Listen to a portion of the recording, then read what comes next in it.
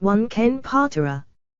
In the early 1980s, Patera was one of the top heels for WWE, a former Olympian who was over with his brash and arrogant manner and great in the ring.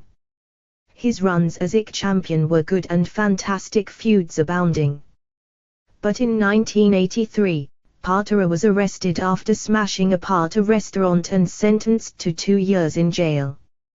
His return in 1987 was baffling as WWE decided to push him as a babyface with videos of his training and turning him into an inspirational story. It didn't fit as Patera was better as a heel, and blaming his arrest on Bobby Heenan made no sense. Patera just didn't get the proper push because of it, the fans never taking to him, and he was out of WWE in just a year, showing that inspirational stories don't work for everyone. They only work if the guy was truly likable beforehand. 2. Trish Stratus. One of the greatest evolutions in wrestling history, Trish went from just hot eye candy to one of the most skilled female grapplers around, reigning as women's champion multiple times and helping elevate the division nicely. Retiring as champion in 2006, Trish worked at her yoga studio and even motherhood before making a return to WWE in 2011, now as a brunette. However, the return of this star wasn't a great move, as she lost a match to Vicky Guerrero and then was set up in a Mania match against Guerrero and lay cool with John Morrison and Suki.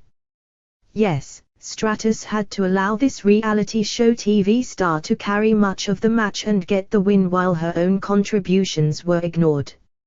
Stratus' Hall of Fame career hardly ended on a great note for her.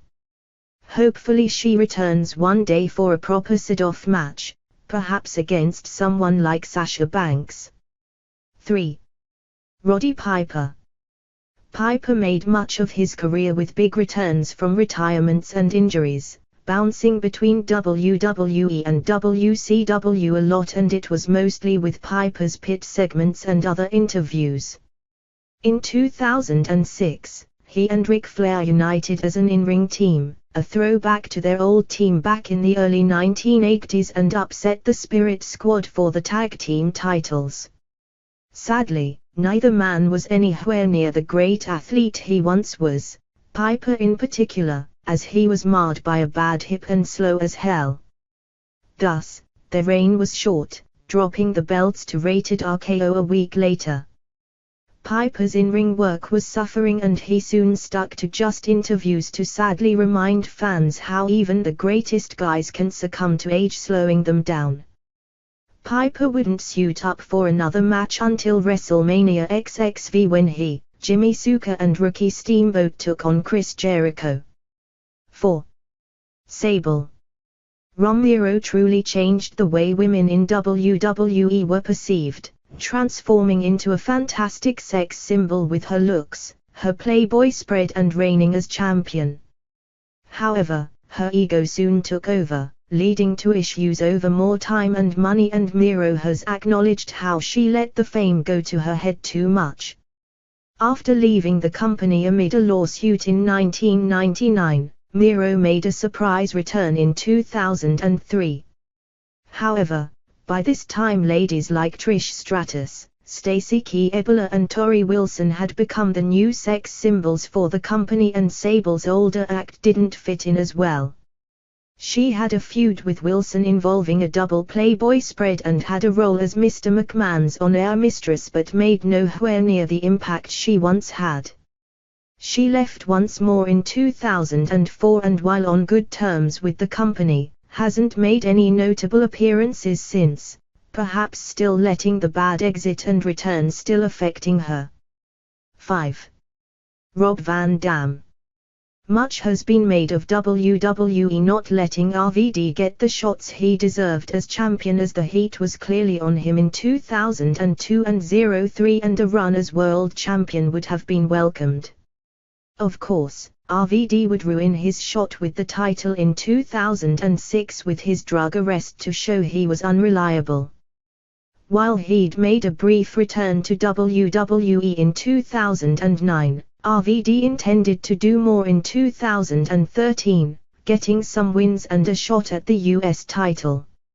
However, his reliance on the same old moveset seemed to work against him, as he was set to come up short against Alberto Del Rio for the World Heavyweight Championship and was soon moved down the card, losing to Roman Reigns in his last appearances.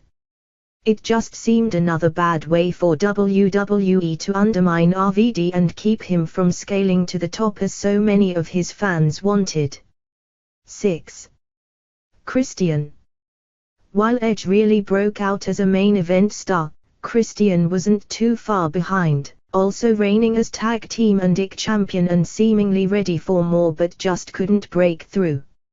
In 2005, Christian made a huge deal by jumping to TNA and quickly became a main event champion and star, got great on the mic and amassed a good following. So when he returned to WWE in 2009, you'd expect it to be a huge deal, but instead of Raw or SmackDown, he made his return to ECW, the announcers treating it like just a minor thing, not a major star returning. That set the tone, as Christian just never was seen as the next main event guy. His shot as world champion in 2011 came just because Edge retired and was short. It's too bad they never explored an Edge/Christian feud in the latter stages of their careers. 7. Scott Steiner. It's hard not to see this as a total letdown in every sense. In 1993, Scott and brother Rick were at the height of their skill when they joined WWE and reigned as tag team champions a couple of times to spark up the card. They left to rejoin WCW, where Scott soon erupted as singles star and world champion. In 2002, Steiner came back to WWE with the intention of becoming a fantastic main event star and feud with Triple H. It didn't take long for it to become clear Steiner's once amazing athletic skills had atrophied to the point where he was blown up doing a suplex. Not helping was how Steiner's promos became more insane and featured more rambling than usual, to the point where he was stumbling on two others' lines. His match with HHRH at the Royal Rumble was a complete disaster, and he would be gone shortly afterward to showcase how some guys aren't worth so much trouble. 8. Scott Hall. During his time as Razor Ramon in WWE, Hall finally achieved the stardom long promised him. Tall and skilled, he was great on the mic and with amazing charisma to win over fans and reign as IC champion several times. That carried to WCW as he and Kevin Nash formed the Outsiders, but the promise of bigger things faded when Hall's personal demos came calling. In 2002, he, Nash and Hogan came to reform the New World Order in WWE, but the attempt was marred from the start by the fans cheering Hogan as a hero.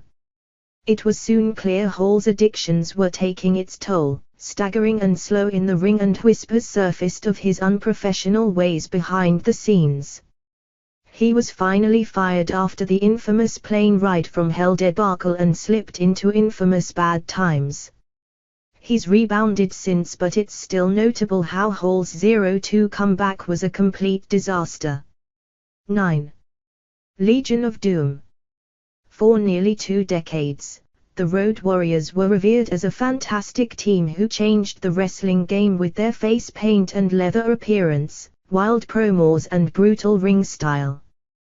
They held titles in just about every company, taking a break due to injuries in 1992 but reunited in WWE in 1997 for another title run before Hawk's personal addictions hampered him. In 2003, they decided to give it one more run, making a surprise appearance on Raw to take on tag team champions Rob Van Dam and Kane.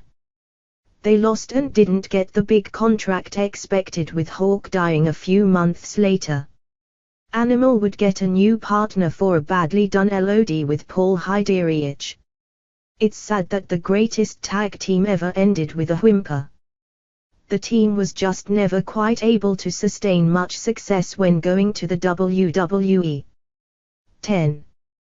British Bulldog. While he was never a huge draw, Davey Boy Smith had good runs in WWE, first with the British Bulldogs, then as a singles star, and his 1997 work with the Heart Foundation was